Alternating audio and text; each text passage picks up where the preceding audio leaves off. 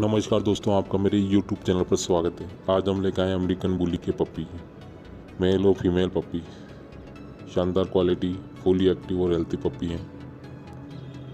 Owner इन्हें cell करना चाहता है। अगर आप लेना चाहते हो तो ओनर के कॉन्टैक्ट नंबर वीडियो के अंत में स्क्रीन पे दिए जाएंगे, वहाँ से आप कॉन्टैक्ट कर सकते हो ओनर को।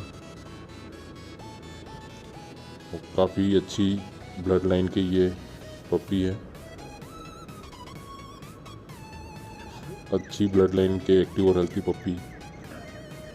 और ओनर ने प्राइस और लोकेशन के बारे में कोई इन्फॉर्मेशन नहीं दी है, तो आप डायरेक्ट कॉल करके उनसे प्राइस और लोकेशन के बारे में जान सकते हैं।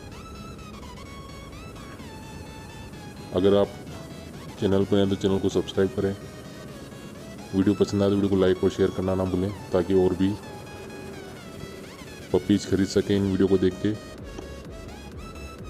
तो फिर मिलेंगे एक नई वीडियो के साथ। Thank you.